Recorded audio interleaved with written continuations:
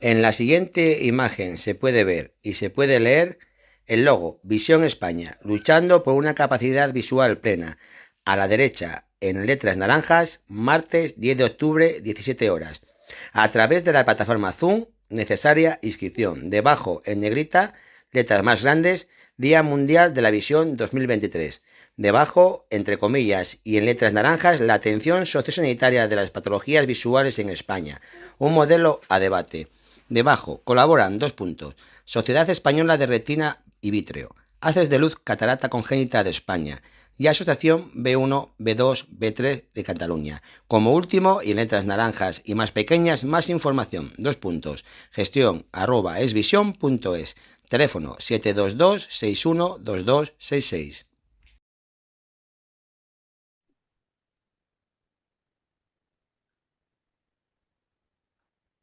Hola a todos y todas, bienvenidos a esta jornada que con motivo del Día Mundial de la Visión organiza la Asociación Acción Visión España y la Sociedad Española de Retina y Vitrio. Desde Acción Visión España os agradecemos vuestra participación, vuestro interés por acercaros a todo lo que tiene que ver con las patologías visuales y la situación de las personas que tenemos algún tipo de problema visual. Como ya sabéis, muchos de vosotros y vosotras, el segundo jueves de octubre se celebra el Día Mundial de la Visión y aprovechamos esta circunstancia, las asociaciones y las personas y nuestras familias para poner el foco, o por lo menos intentarlo, poner la atención en la realidad y en la problemática de las personas con baja visión, con ceguera, con discapacidad visual, con problemas visuales en general. Hoy la jornada va a tener dos partes. Una primera que nos vamos a acercar sobre todo de la mano de la Sociedad Española de Retina y Vitrio y también del grupo de investigación de investigación del grupo RECOR a la degeneración macular asociada a la edad. Vamos a aproximarnos a sus aspectos tanto clínico, de manejo, como también en todo lo que tiene que ver con el diagnóstico genético, la genética de la DMAE. Un poco vamos a actualizarnos en todo lo que tiene que ver con esta patología que cada vez afecta a más personas, sobre todo en el hemisferio norte, a personas bueno, que tienen bueno, pues por encima de los 55, 60 o 65 años cuando suele aparecer, ¿no? Y luego vamos a dedicar también un ratito a hablar un poco de investigación y qué se hace en España en investigación en la red de inflamación sobre enfermedades oculares que desde la Universidad de Navarra también tenemos hoy el gusto de tener entre nosotros. Vamos a dar paso ya al primero de nuestros ponentes. Él es el doctor Rafael Campos Polo. Él es vocal de la Sociedad Española de Retina y Vitrio en Extremadura y también es oftalmólogo especialista en retina en la clínica Sánchez Trancón. Sin más, yo quiero darle la bienvenida. Él nos va a hablar de la degeneración macular asociada a la edad, un poco de perspectiva y situación actual de la DMAE en España. Eh, Rafael, buenas tardes, muchas gracias por tu ayuda y cuando quieras todo tuyo. Hola, buenas tardes, Andrés. Buenas tardes a todos y lo primero, daros las gracias por vuestra amable invitación. Ponemos la presentación. Un segundino.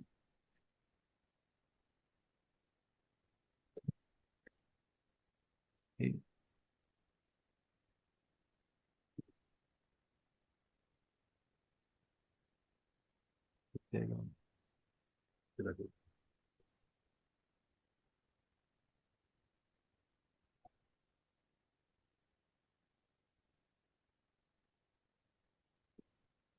¿Se ve la presentación ahora? Creo que no. No. Espera un momentillo. Hay un pequeño lío. Ay. Es que ahora soy yo el administrador. Es que si no, no deja compartir, me Sí, parece. Iván, tienes que pasar al administrador, al doctor Rafael. Ya está de anfitrión. Vale. Ahora sí, ¿Se ve ahora? ahora ya está la pantalla, Rafael. Sí, Bueno, como os decía a todos y todas, el doctor Rafael Campos Polo, es vocal de la Sociedad Española de Retina y Vitro. Adelante, Rafael. Pues buenas tardes. Yo voy a hablar de los avances en la degeneración macular atrófica. Se trata de una enfermedad que es la principal causa de ceguera irreversible en mayores de 65 años en el mundo desarrollado. Se divide en dos formas, la degeneración macular seca y la degeneración macular neovascular o húmeda. La atrofia geográfica, que básicamente es lo que más nos centramos hoy, se trata de la última fase de la degeneración macular seca y se caracteriza por pérdida del epitelio pigmentario de la retina, degeneración de los fotorreceptores y adelgazamiento de la retina. Los factores de riesgo, pues, hay múltiples. El principal de ellos es la edad, por lo tanto, cada vez afecta a más personas, cada vez vivimos más, tenemos mejor calidad de vida, con lo cual cada vez esta enfermedad es más prevalente. Pero también otros factores como son los genéticos, el tabaco, la hipertensión, la obesidad y la dieta rica en lípidos. Respecto a la calidad de vida, ¿cómo afecta esta enfermedad a la calidad de vida de los pacientes? Pues bueno, en etapas muy tempranas, cuando afecta al área extrafoveal, hay un trastorno en la adaptación a la oscuridad prolongada, existe una sensibilidad al contraste reducida, aparecen escotomas o manchas negras en el campo visual, lo que se traduce en una dificultad en reconocer a familiares y en la lectura. Cuando hablamos de etapas más avanzadas, como la degeneración macular, cuando es más atrófico, cuando hay una atrofia geográfica, existe una pérdida ya en la visión central. Existe alteración en la percepción de los colores, recuperación lenta de la visión después de la exposición a la luz brillante, reducción visual en ambientes de baja iluminación. Todo ello puede derivar también en otra serie de problemas, como son la depresión, la ansiedad o el miedo, debido a que el paciente está experimentando nuevas sensaciones que nunca ha experimentado previamente.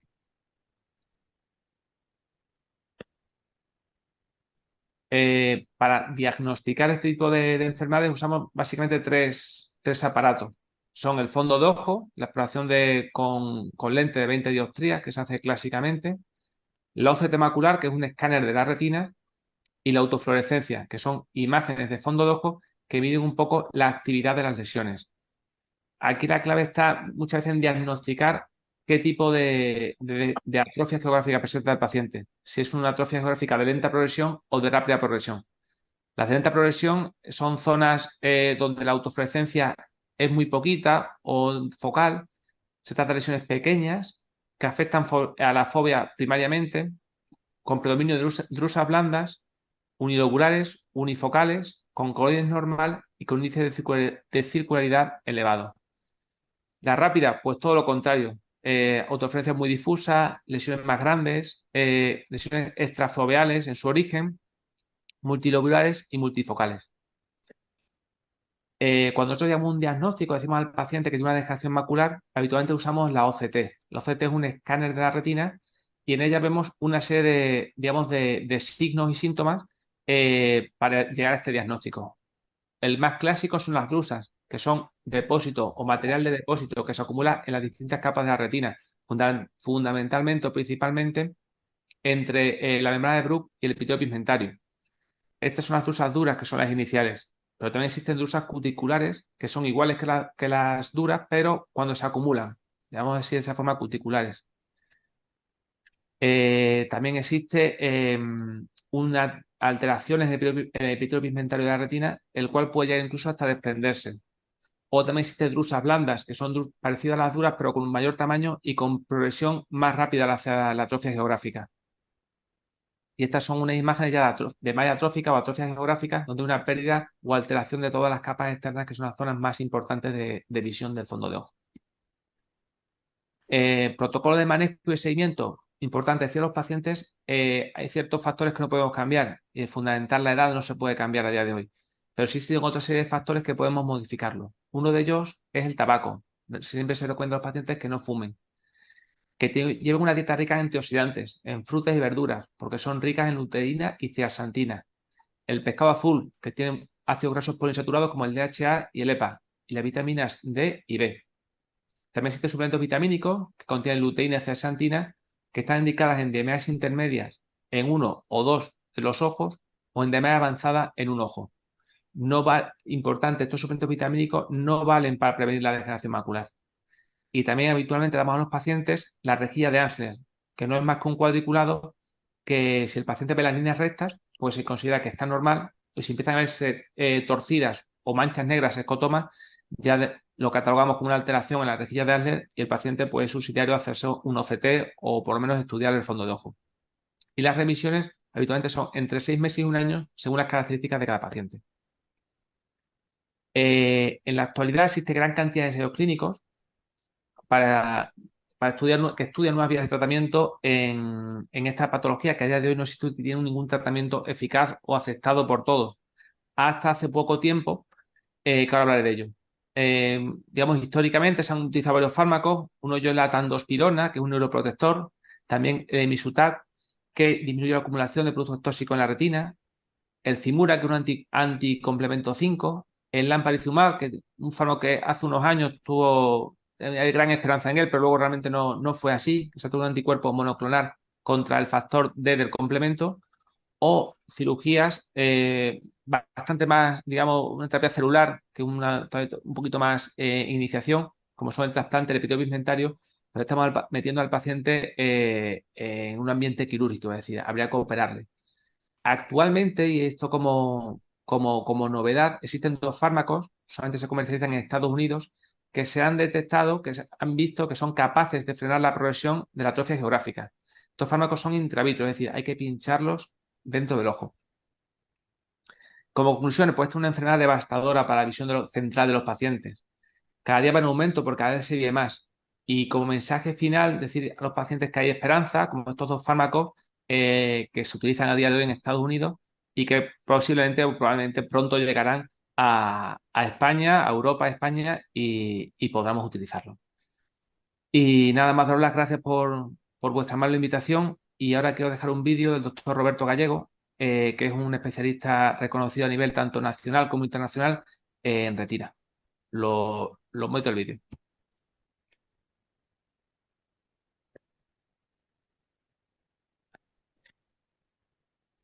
Hola a todos, mi nombre es Roberto Gallego, trabajo en la unidad de mácula y ensayos clínicos de Oftalvist en Valencia, España, y quisiera antes que nada agradecer la amable invitación de mi compañera y amiga, la doctora Natalia Márquez, y agradecer doblemente la invitación porque realmente el mundo de la atrofia geográfica se nos presenta como algo muy, muy, muy novedoso en beneficio de los pacientes.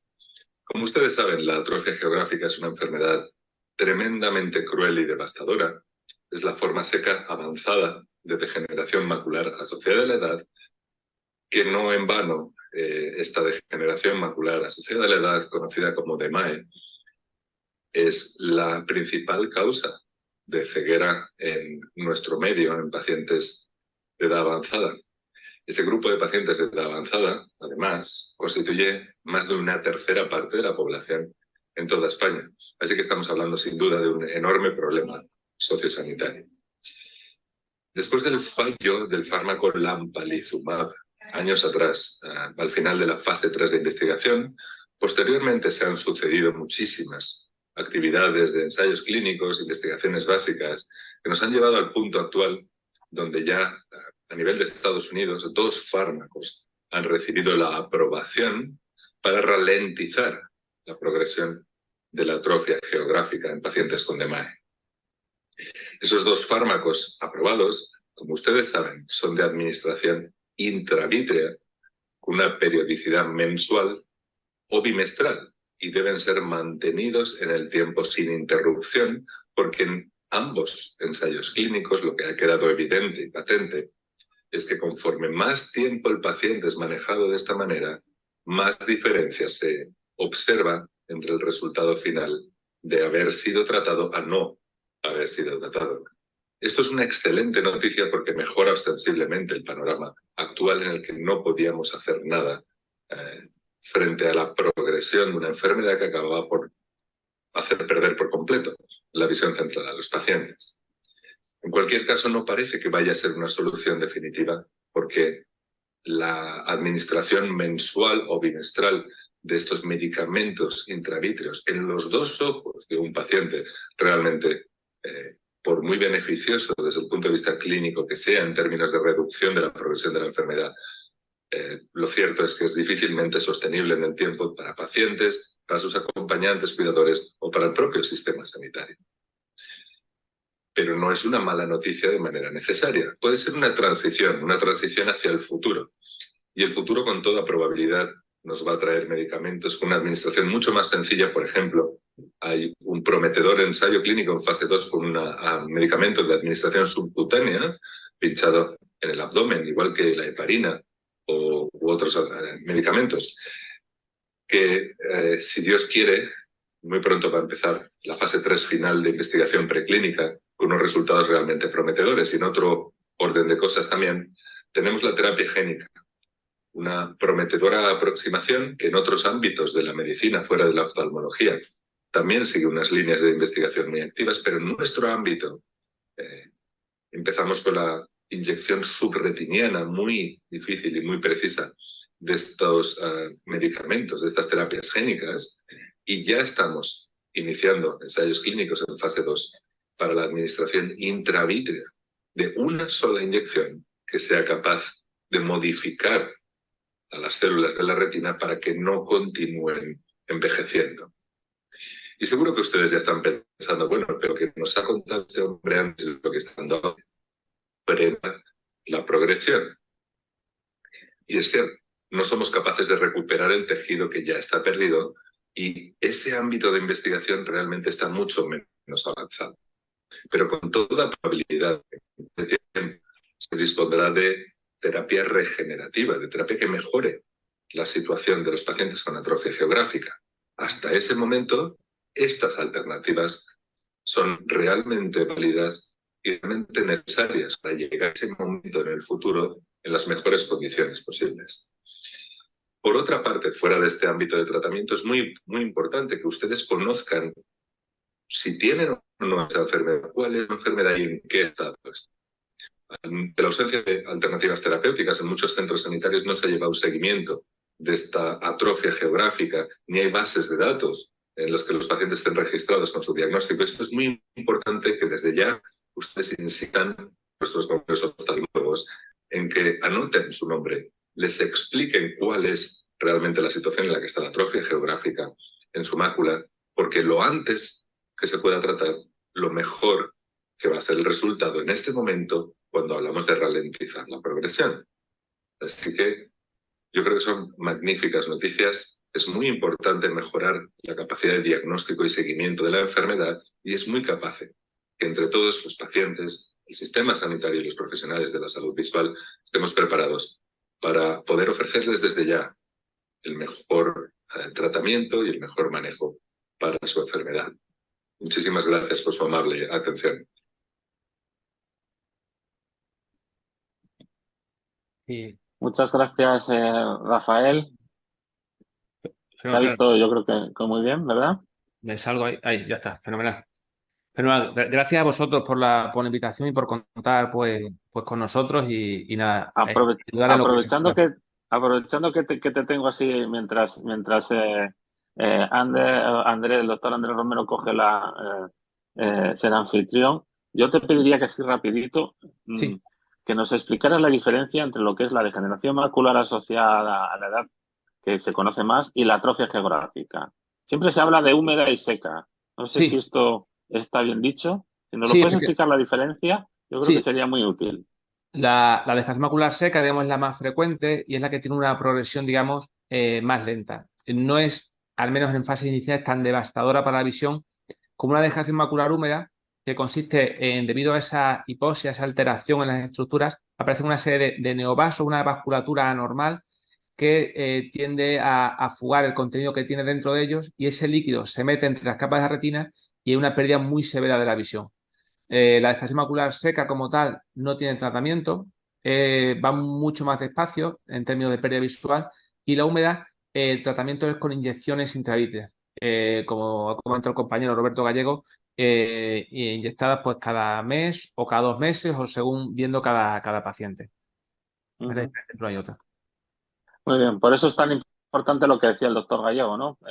Que sepamos bien cuál es nuestro tipo de patología y tengamos la conciencia de ante qué nos enfrentamos y que cuanto antes se trate mejor. Sí. Pues muchas gracias, doctor Rafael Campos Polo. Gracias a vosotros. y luego, si acaso, al final de esta primera mesa podemos abrir los micros por si alguien tiene que hacerle alguna pregunta. Perfecto. Pues, por mi Damos, cuenta. venga, damos paso ahora al doctor Andrés Romero, que espero que me escuche bien y Sí, sí. que él nos va a hablar un poco de la genética de la degeneración macular o de la atrofia geográfica. Él nos lo explicará ahora bien. Evidentemente, la genética ha entrado en la oftalmología hace ya tiempo que, sobre todo en distrofias de retina, es un campo fundamental, imprescindible del diagnóstico, pero quizás también en una patología como la degeneración macular en el futuro lo sea.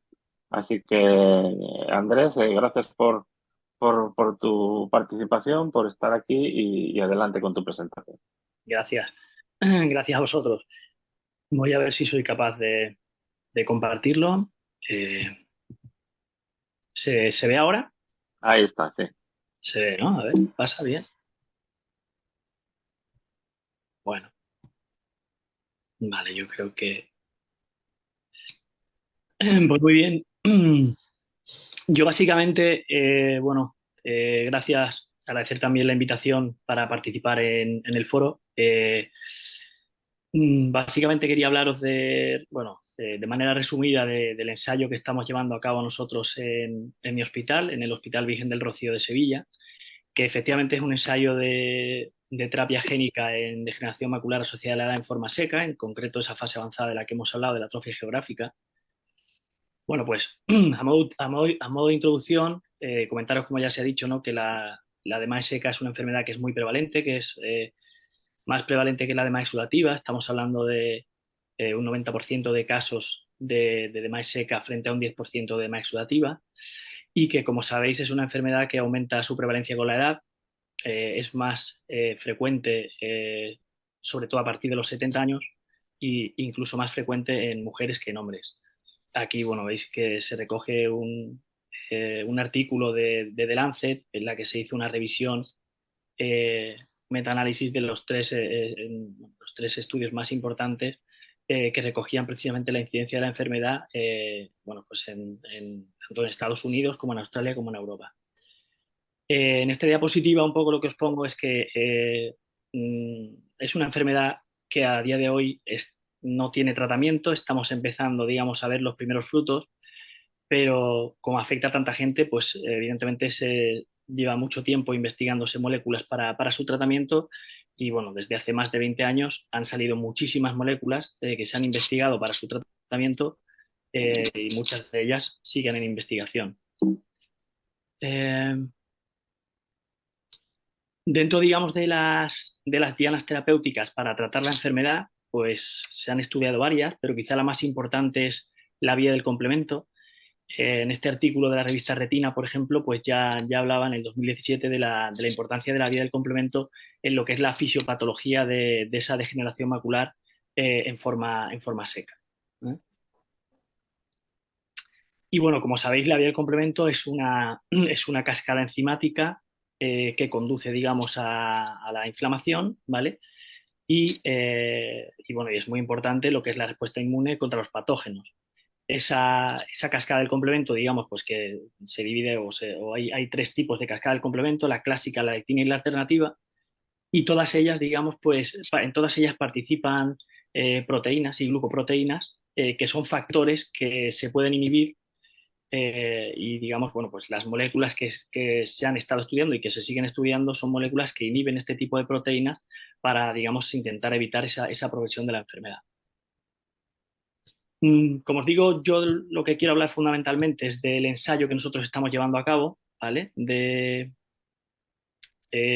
sea, del ensayo que estamos llevando a cabo, que es de terapia génica, pero me vais a permitir que antes os comente, como ya ha comentado mi compañero el doctor Rafael Campos y el doctor Roberto Gallego, que ya parece que, como os digo, están empezando bueno, pues a aparecer los frutos de la cantidad de tiempo que llevamos investigando moléculas, ¿vale? Y hay un fármaco, bueno, de hecho hay dos, pero aquí solo os presento uno que ya está aprobado, digamos, para el tratamiento de la atrofia geográfica por DMAE seca, que es este pegcetacoplan, ¿vale? Es un fármaco que se aprobó en febrero de este mismo año en Estados Unidos. Posiblemente hasta el año que viene no lo tendremos para nosotros. y es precisamente un fármaco que no es terapia génica, pero que sí actúa en la vía del complemento, inhibe la proteína C3 del complemento y bueno, y parece ser que efectivamente la forma, digamos, de tratar con el fármaco va a ser con una inyección intravítrea que se va a repetir cada 1 o 2 meses en función del desarrollo de la enfermedad y, como os comento, parece ser que puede retrasar la progresión de la atrofia geográfica. Y bueno, y entrando, digamos, ya en lo que estamos haciendo nosotros en mi hospital, en el Hospital Virgen del Rocío, participamos en un ensayo del laboratorio Janssen que se llama Parasol, ensayo Parasol.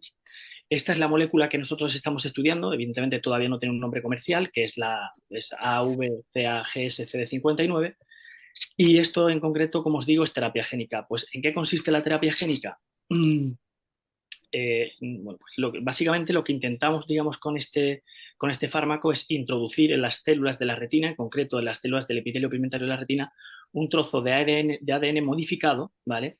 Que se acople al propio ADN de la célula del epitelio pigmentario y haga, digamos, que produzca o que sobreproduzca una proteína, que en este caso es la CD59, ¿vale? Porque parece que esta proteína inhibe lo que es el complejo de ataque a la membrana. Digamos que para introducir ese trozo de ADN en la célula del epitelio pigmentario de la retina, previamente, digamos, se ha conseguido un virus que digamos, que se ha modificado para que tenga, digamos, este trozo de ADN. Nosotros inyectamos, digamos, este virus dentro del ojo, ¿de acuerdo? Que al contagiar la célula del epitelio pigmentario de la retina, acopla, digamos, ese trozo de ADN y entonces la célula empieza, digamos, a producir, con ese ADN nuevo, por así decirlo, empieza a producir, digamos, esta proteína, este CD59, que bloquea ese complejo de ataque a la membrana. Bueno, este ensayo, digamos, que ha tenido dos ensayos previos en fase 1 y fase 2 de seguridad, y actualmente pues estamos ya en el fase 2, fase 3, ¿vale? Que es en el que estamos participando nosotros. Es un ensayo internacional en el que participan casi 150 centros. 3 de ellos son en hospitales andaluces y en total en España creo que son unos 14. Eh, y, mm, y bueno, y digamos que el número de pacientes que van a participar en el ensayo van a ser unos 300 pacientes. Perdón. Aquí. Entonces, bueno, como os comentaba, digamos que la proteína, digamos, CD59, que es la que conseguimos al modificar el ADN de las células del epitelio pigmentario de la retina, parece que bloquean la proteína del complemento C9 y al bloquear esa proteína del complemento C9 bloquean, digamos, la formación del complejo de ataque a la membrana, ¿vale? Digamos que se sabe que en enfermedades como la de MAE, ese complejo de ataque a la membrana se sobreproduce y, sin embargo, la proteína CD59 pues está disminuida. ¿Cómo, digamos, se va a estructurar el ensayo? El ensayo, digamos, en el ensayo, digamos, se van a formar 3 grupos de pacientes. A uno de ellos se le va a aplicar una baja dosis del fármaco en concreto, a otro una dosis alta y otro de los grupos va a ser un grupo placebo, en el que lo que se le va a poner, digamos, pues no es medicación, ¿vale?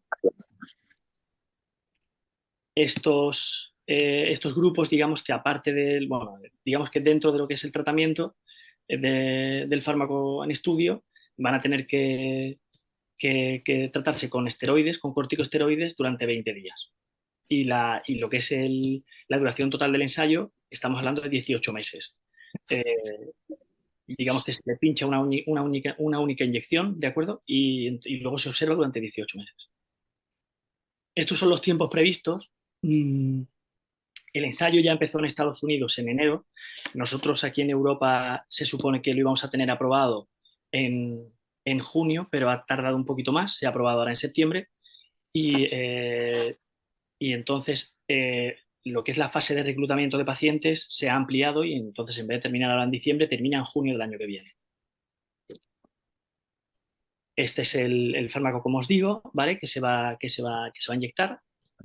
Como os digo, una dosis única intravítrea, ¿vale? Para inyectar, digamos, este virus, digamos, que termine produciendo un aumento del CD59 y bueno, y también, digamos, se va a comparar con este grupo placebo y los pacientes, como os digo, van a tener que tratarse con corticoides dentro, digamos, de lo que es la estructura del ensayo.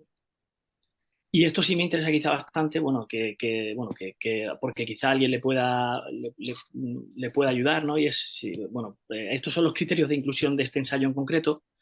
Eh, mm, los pacientes, digamos, que estamos incluyendo son pacientes que tienen que tener 60 años o más. La atrofia geográfica no puede afectar, digamos, a lo que es la fobia, al centro de la mácula, ¿de acuerdo? Y tiene que tener una superficie de atrofia geográfica concreta que se mide con la autofluorescencia. Tiene que tener una agudeza visual de 24 letras en el test ETDRS, ¿vale? Que viene a ser más o menos un 0,2, eso en el ojo de estudio. En el ojo contralateral tiene que ser de más o menos cuenta dedos y bueno, y el paciente tiene que estar médicamente estable. Y en cuanto a los criterios de exclusión, bueno, pues evidentemente no puede tener otro tipo de enfermedades importantes, no puede haber tenido un desprendimiento de retina o tener un trasplante de córnea. Por ejemplo, cirugía de cataratas no importa que el paciente tenga, es importante que no tenga otro tipo de degeneración retiniana, que no tenga nada que ver con la degeneración macular asociada a la edad. Y muy importante quizá, no puede tener en ninguno de los dos ojos, perdón.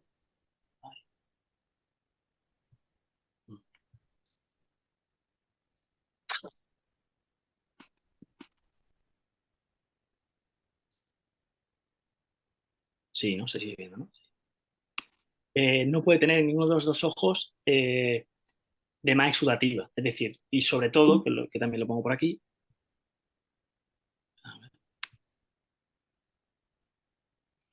no puede haber sido tratado con fármacos intravítreos del tipo de anti-VEGF o Zurdex, ¿vale? Eso sí, digamos, es uno de los criterios de exclusión. Y bueno, básicamente esto es lo que yo quería comentar, ¿vale? A los oyentes. Pues muchas gracias, Andrés Romero. Mientras nuestro técnico Iván García pasa el administrador al doctor Sergio Recalde de la Universidad de Navarra, y como sé que andas un poco pillado de tiempo, Andrés, me gustaría hacerte una pregunta rápida. Claro, Cuando claro. hablamos de terapia génica, siempre estamos pensando en tener un diagnóstico genético, saber qué genes en DMAE se conocen ya los genes o algún gen que la produce específicamente, o este tipo de terapia génica es indiferente para el gen. Me queda esa duda, porque cuando Sí, hablamos claro, cuando hablamos de terapia génica, siempre estamos pensando en sustituir un gen. Claro. Digamos que nosotros no necesitamos saber realmente el código genético del paciente, ¿vale? Al que vamos a tratar, para saber que si tiene, digamos, esta enfermedad, que es la de seca, o sea, la atrofia geográfica por seca, posiblemente tiene, como os he comentado, una disminución, digamos, de esta proteína. Terapia genética en este caso no es analizar la genética del paciente y sustituir, digamos, su genética. En este caso en concreto, ¿vale? En este caso es coger un trozo de ADN, ¿vale? Del ADN que nosotros queremos que el paciente tenga, que no tiene, ¿de acuerdo? Que es ese trozo de ADN para producir esta proteína que frena la enfermedad, ¿de acuerdo? Y metérsela en su organismo, ¿vale? O sea, por eso digamos que se llama terapia génica, porque nosotros, o sea, es decir, vamos a introducir dentro del código genético de las células retinianas del paciente un trozo de ADN que viene, digamos, hecho por nosotros en laboratorio para que produzca una proteína que frene la enfermedad. ¿De acuerdo? Esa es un poco, sería la explicación. No sé si te ha quedado Yeah. claro. Sí, claro, siempre cuando estamos hablando de terapia génica, la perspectiva es totalmente diferente, ¿no? Es otra manera. Quizá nos suena un poco más el tema cuando el tema del coronavirus, que a lo mejor decían RNA de interferencia. No sé si este tipo de fármaco que introducís vosotros actúa a nivel del RNA o directamente va a la proteína. Claro, Bueno, lo no, del no, complemento, ¿no? Lo del claro, complemento que comentabas, ¿no? claro, realmente, o sea, tú puedes introducir, en terapia génica puedes introducir un trozo de ADN o puedes introducir un trozo de ARN, ¿vale? Pero ya te digo, el complemento es, o sea, digamos que la vía del complemento está formada por un montón de proteínas y eso ya no es código genético, ¿de acuerdo? Nosotros precisamente lo que pretendemos con esto es, a través de un trozo de ADN, ¿vale? Producir una proteína que bloquee parte de esas proteínas de la vía del complemento, ¿de acuerdo? Y esa proteína que bloquea esas proteínas de la vía del complemento es que o la tenemos, digamos, en muy poca cantidad o no la tenemos. Por eso metemos ese trozo de ADN, porque el trozo de ADN lo que va a hacer es que la célula lo produzca más, ¿vale? Sí, sí. Perfecto, perfecto. Me ha quedado perfectamente entendible. Espero que también a los oyentes. Eh, eh, no sé si ya tenemos al doctor Recalde, a Sergio Recalde, función de administrador. Sergio, ¿tienes ya Perdón, sí, creo que sí, que lo he puesto, no sé ¿Eres, si... eres de administrador? Sí, ahora mismo creo que estoy compartiendo pantalla, espero que se vea, no sé si es así. Dame un minuto, Sergio. Se ve Si perfecto. puedes, deja un momento de compartir.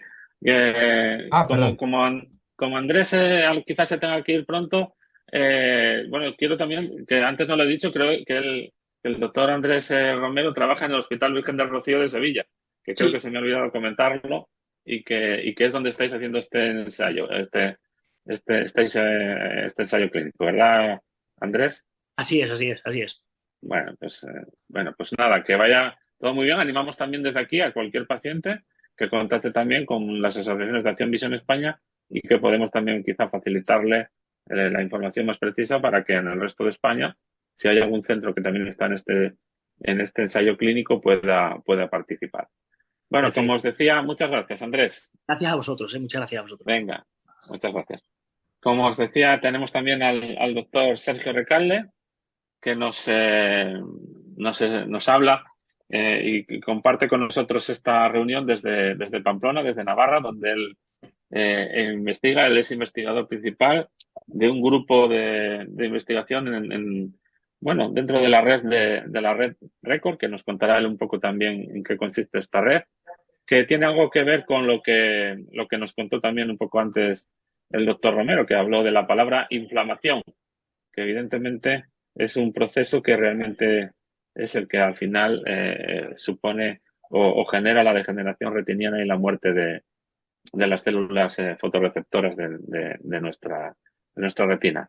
Como siempre, Sergio, un placer contar contigo aquí en esta sesión del Día Mundial de la Visión, organizada por Acción Visión España y la Sociedad Española de Retina y Vitrio, y también con vuestra colaboración ahí desde Pamplona. Adelante con tu presentación, Sergio.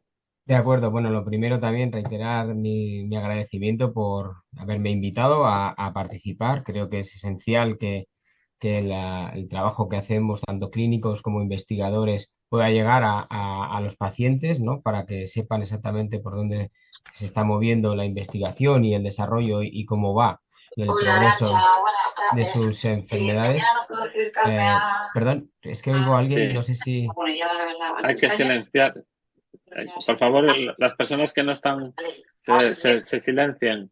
tengo un médico mío. No sé si tú, No sé, Sergio, igual yo puedo Sergio, silenciar. Encima de las silencia a facturas. todos. No hace falta que me A eches ver. factura. Que me hagas llegar, bueno, la haga llegar yo eh, al departamento social del banco las facturas correspondientes. Creo que he sido capaz de Ya lo he silenciar. silenciado. Bueno, nos estamos enterando de cosas que realmente. Bueno, adelante, Sergio. Pues, y disculpa la intervención. Nada, no pasa nada. Vale, perfecto. Pues como iba diciendo, primero agradecer que me hayáis invitado y bueno, lo segundo, como se me pidió, voy a hacer un poco un análisis de todas las cosas de investigación que llevamos en nuestro laboratorio, en el Laboratorio de Oftalmología Experimental, que lo dirige el doctor García Layana. Y un poquito pues ver en qué fases estamos, sobre todo luego al final hablaremos de lo que actualmente estamos haciendo. Entonces, yo no soy clínico, soy investigador y entonces un poco desde mi punto de vista, uno de los problemas que veo de la degeneración macular, que ya llevo bastantes años investigando y trabajando en ella, es un poco lo que yo denomino el desequilibrio. Es una enfermedad de desequilibrios. ¿vale? Ya empezando desde de cómo se conoce esta enfermedad, ¿no? La importancia que puede tener el sistema visual en la gente y, sin embargo, el conocimiento que tiene de muchas de estas enfermedades, ¿no? No ocurre única y exclusivamente con la degeneración macular, también otras en que investigamos, pero en ella cabe todavía más especial hincapié por el número de personas y la gravedad que tiene esta enfermedad, ¿no? Por ejemplo, tomando datos que hemos analizado de una encuesta europea que se hizo, el 80%, o sea, 8 de cada 10 españoles preferiría ser diabético o sordo que sufrir una pérdida parcial o incluso completa de la visión por una enfermedad como la degeneración macular, ¿no? Y eso va más allá incluso, ¿no? Preferiría casi 7 de cada 10 españoles preferirían tener problemas cardíacos, un pequeño infarto, evidentemente sin morir, antes que perder, ¿no? La visión. Por lo tanto, la importancia que le damos a la visión es muy alta, es uno de el más importante de nuestros sentidos, evidentemente, y la información que obtenemos es muy buena, y sin embargo, el casi 9 de cada 10 desconocen qué es la degeneración macular, ¿no? No saben qué es una enfermedad ni hacen nada en su vida por prevenir cualquier efecto que pueda tener a la larga cuando ya sean mayores esta enfermedad, ¿no? Entonces llama la atención que eso ocurra en el ámbito actual, pero no solo eso, no incluso en los pacientes también ocurre así. Solo de los que tenían DMAI, solo un 13% conocían antes de sufrir la DMAI lo que era la DMAI por otros pacientes o por otros medios y prácticamente el 90% la desconocían, ¿no? Hay un desequilibrio muy grande a la hora de informar. Por eso también indicaba que es muy importante hacer este tipo de jornadas de la visión para dar al público pues información importante para saber que existen estas enfermedades que son importantes y que muchas de ellas que son a veces huérfanas de tratamiento, se puede ir previniendo y haciendo acciones, como hemos dicho o como han comentado antes los doctores, de no fumar, de determinada alimentación, etcétera, que luego iremos hablando de ello. Otro de los desequilibrios que le llamo yo, el desequilibrio de la etiología de esta enfermedad. Hay un desequilibrio de factores que se van acumulando, como es la edad, que hemos dicho, evidentemente no es modificable, la genética, que luego hablaremos de ella, de todos los genes que están involucrados, sobre todo el boom que hubo desde el 2005 con el análisis de variaciones del complemento y de otros genes de inflamación y evidentemente otro de los factores de riesgo, el sexo femenino. Aquí hay bastante discrepancias también por el hecho de que evidentemente las mujeres viven más, llegan a edades más avanzadas y por lo tanto no se sabe si es un factor poblacional, por así decirlo, o si es como tal un factor de riesgo. Habría que analizarlo, pero es difícil porque ya la población está un poco sesgada. Y por el otro, evidentemente, los factores ambientales, tabaco, dieta, estrés que pueda sufrir la persona, etcétera. Frente a los mecanismos de defensa que han mantenido a raya todo esto durante muchísimos años, pero que con el paso de la edad van perdiendo eficacia y hacen que haya ese desequilibrio y avance la enfermedad. No en vano, esta enfermedad, como bien han dicho, y no voy a entrar mucho en detalles porque ya lo han comentado, afecta a muchísima gente en España por el aumento de la esperanza de vida. De hecho, se cataloga que 1 de cada 5 abuelos mayores de 80 años tiene degeneración macular, algún tipo de degeneración macular, y eso afecta a muchas personas. A nivel de enfermedad, es una enfermedad compleja donde están, como hemos dicho, involucrados factores genéticos, factores ambientales, y no se sabe en cada persona en qué porcentaje afecta a cada uno de ellos, ¿vale? Podemos estar frente a personas en las que la parte genética tenga un peso muy importante y acaben derivando en alteraciones en su sistema de complemento y que derive eso en la aparición de la enfermedad. Y sin embargo, otras personas que teniendo factores genéticos no la vayan a padecer nunca porque tienen los factores ambientales, se cuidan mucho, tienen una alimentación muy sana, son personas activas, etcétera, que compensan la alteración genética con los factores protectores, ¿no? Entonces, aquí ese desequilibrio vuelve a haber hace que sea una enfermedad compleja y no sabes frente a un individuo cuál es la causa de que esa persona pueda tenerlo y pueda haberla desarrollado. Otros de los desequilibrios que nosotros solemos ver es el impacto en el paciente respecto a lo que otras personas perciben, ¿no? Y de hecho hace que eso sea determinante para que no se conozca mucho esta enfermedad, ¿no? Así como las personas, como bien han dicho anteriormente, tienen un impacto muy fuerte por la pérdida de independencia, pérdida de poder hacer cosas cotidianas como leer, hacer deporte, mirar un reloj, cosas así que les quitan mucha independencia y les producen mucha ansiedad a los que la sufren, también como pérdida de conexión social. Evidentemente, si tienen un escotoma y no pueden ver la cara, no reconocen gente, no acaban saludando a la gente, prefieren no estar en sitios donde hay mucha gente porque tienen esa sensación y esos problemas.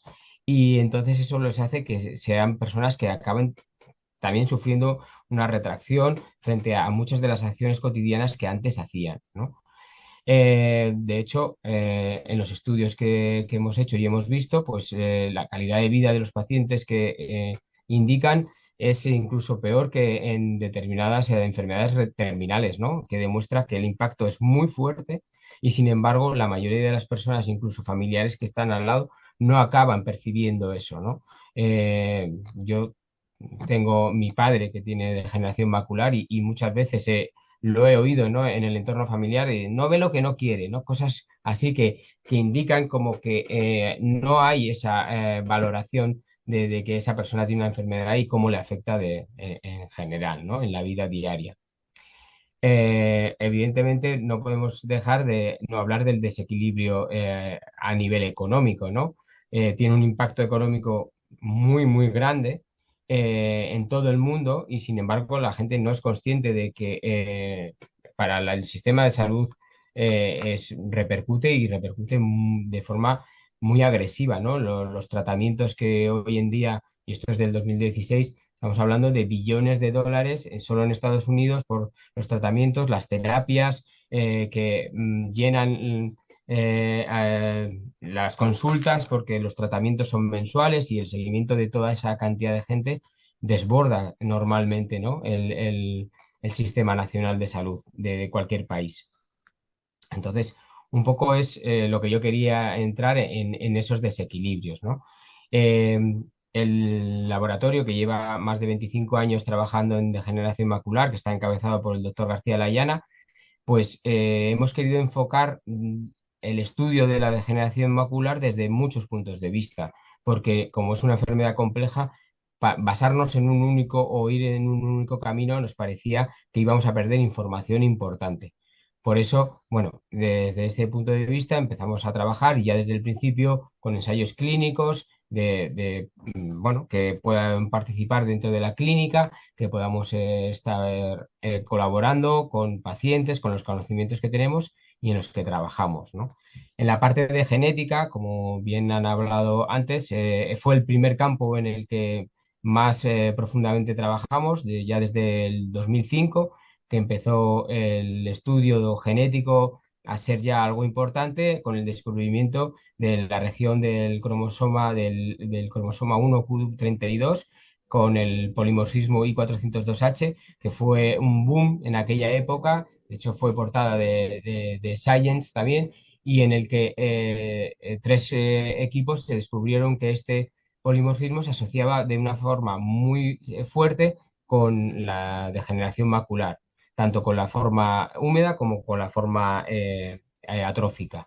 Y eso fue bueno, pues una puerta de entrada para los estudios genéticos que hasta ahora se desconocían bastante, solo se había trabajado con el ABACA4 sin obtener grandes resultados y este abrió pues una vía del estudio del sistema del complemento que nosotros aquí en España, en colaboración con el doctor Santiago Rodríguez de Córdoba, que es una eminencia en complemento, pues pudimos desarrollar múltiples estudios en colaboración con ellos para ver tanto en pacientes con degeneración macular como en otros pacientes donde el sistema del complemento fallaba y producían enfermedades como la glomerulonefritis, pues ver qué relación podía haber y qué factores de complemento tendían a ir hacia la formación de la degeneración macular respecto a otras alteraciones del riñón como ellos estudiaban, ¿no? Entonces hicimos bastantes estudios, encontramos una mutación que podía ser predictora para el cambio hacia una de las dos enfermedades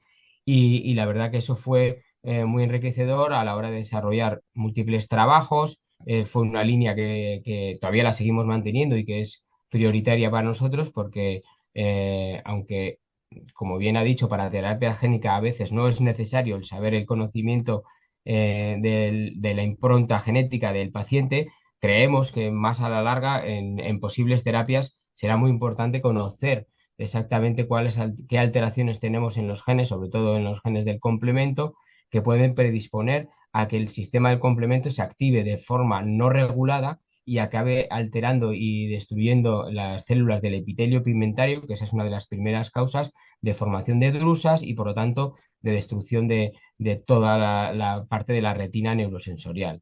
Entonces, bueno, en ese sentido nosotros con ellos hemos desarrollado un test genético para predecir un poco la degeneración macular, que es muy sencillo de hacer, consiste en la toma de una muestra de saliva o de hisopo del paciente que luego es analizada con una batería de genes que conocemos que son los predictores tanto de riesgo como de protección y acabamos enviando nosotros un informe de riesgo a la persona.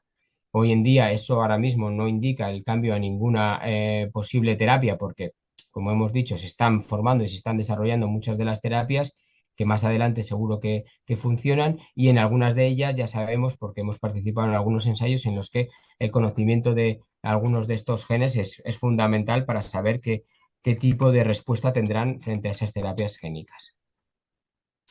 Entonces, esto se vino desarrollando con diferentes proyectos en los que el doctor García Layana fue IP por toda España, dentro del Instituto de Salud Carlos III, con diferentes proyectos en los que hemos ido desarrollando y valorando y haciendo análisis de más de 1.000 personas con degeneración macular de diferentes formas para ver el nivel genético de esta alteración en España.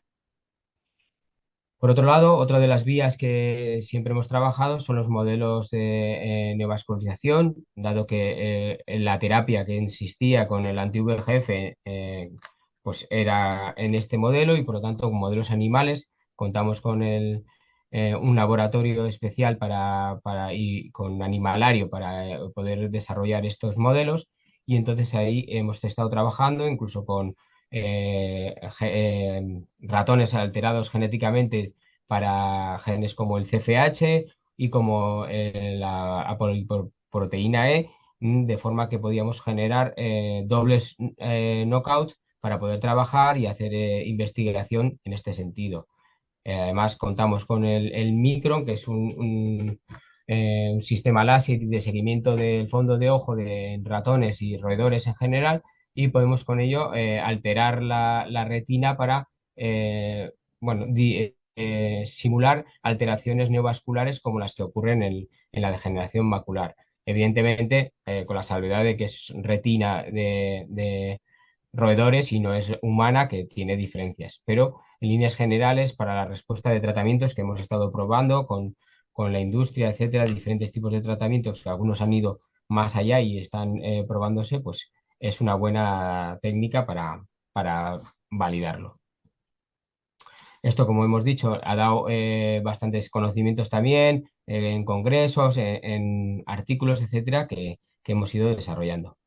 Terapia génica es otra de las áreas en las que hemos estado trabajando, que nos parece que es un pilar fundamental y entonces en este sentido trabajamos en colaboración en un proyecto europeo con diferentes universidades y empresas a nivel europeo para el desarrollo de un posible ensayo que ahora mismo está paralizado porque lo tiene que aprobar desde el coordinador, desde Suiza, las referentes médicos de allí para ver si podemos continuar. En este ensayo, que se probó primero evidentemente en el modelo animal, lo que nosotros hacíamos era la extracción de células del epitelio del iris, de extracción de esas células, alteración genética con una micropораción e incorporarles un gen del protector, como es el PDF, para que esas células tengan una mayor capacidad de respuesta frente a estrés oxidativo y frente a la molécula del VEGF, que es el que genera los neovasos, ¿no? Entonces, esa era un poco la terapia.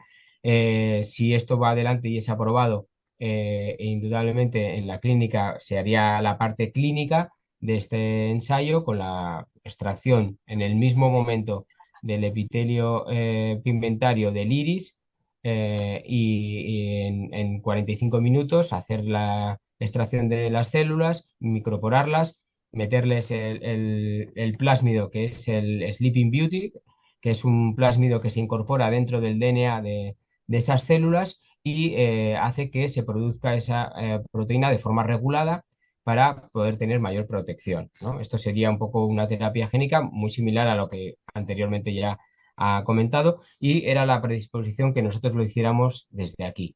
Ahora mismo, como comento, está en fase regulatoria por las autoridades sanitarias de Suiza que tienen que determinar los siguientes pasos. Otra de las líneas que nosotros hemos trabajado desde el principio es el tema de los antioxidantes, ¿vale? Ya desde el principio, pues nos planteamos esta pregunta, ¿no? ¿La dieta es suficiente para proteger frente a la degeneración macular? ¿Es suficiente solo que comamos y una dieta mediterránea? ¿Es necesario el aporte de otros suplementos vitamínicos? Como ya se ha dicho, no frena y no es capaz de parar, pero sí probablemente de ralentizar, ¿no? Hemos visto también nosotros el uso de determinados suplementos vitamínicos y en cantidades que, eso es uno de los problemas a nivel europeo, no se pueden estar usando las mismas cantidades que se utilizan y que están aprobadas por la FDA en Estados Unidos, pero bueno, hemos hecho mucha investigación, tenemos líneas celulares, tanto ya compradas como humanas inmortalizadas por nosotros, ¿vale? Primarias de humanos en las que les inducimos estrés oxidativo, actuaciones similares a las que se puede dar en la degeneración macular, y hemos estado probando pues con diferentes tratamientos, con luteína, zeaxantina, vitamina D, resveratrol, etcétera, etcétera, para ver exactamente cómo era la respuesta, si les inducía protección, etcétera, ¿no? Si, sin duda hemos estado viendo y luego también tenemos un modelo de fagocitosis en las que somos capaces de ver el seguimiento de bits y de otra serie de sustancias como entran dentro del epitelio pigmentario de la retina, son fagocitadas y pasan a estar formando parte de las células, ¿no? Para posibles tratamientos, etcétera. Entonces, con todo esto también hemos estado activamente escribiendo artículos y tenemos proyectos, contratos con empresas, etcétera, para hacer seguimiento de determinadas sustancias que puedan ser beneficiosas para al menos frenar un poco el crecimiento de estas de la degeneración macular. Incluso también haciendo uso para las guías clínicas, etcétera, que se han podido ir desarrollando y escribiendo, por ejemplo, en la Sociedad Española de Retina y Vitrio. Por otro lado, y como está muy en moda, el tema de la inteligencia artificial a la degeneración macular y a la oftalmología en general.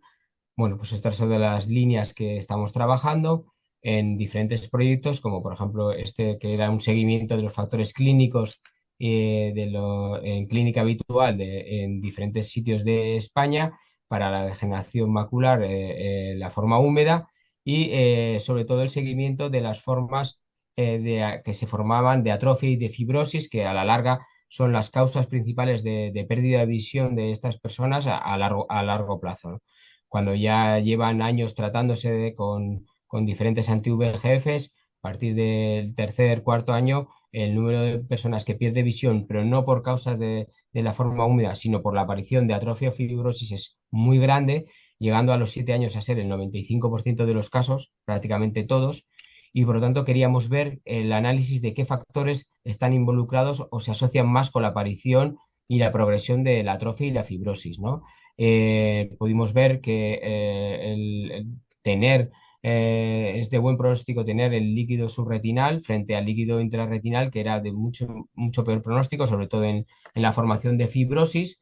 Y en base a esto, queríamos desarrollar sistemas que puedan predecir posibles alteraciones o qué pacientes tienen más pronóstico de desarrollar esas alteraciones. Entonces, estamos trabajando mediante inteligencia artificial con Machine Learning para ver qué factores son y en qué medida hay que valorarlos a la hora de ser predictivos, ¿no? Hemos visto que, por ejemplo, los polimorfismos no alteran la predicción de estos factores. Se ve que hay factores como, por ejemplo, el tipo de líquido que se forma o el tipo de atrofia que se puede ir formando, etcétera, los que son más importantes a la hora de obtener esa información predictora, ¿no? Que es muy importante por saber a qué paciente hay que tratar más o merece la pena no seguir tratando, etcétera, porque va a predisponer de una forma o de otra.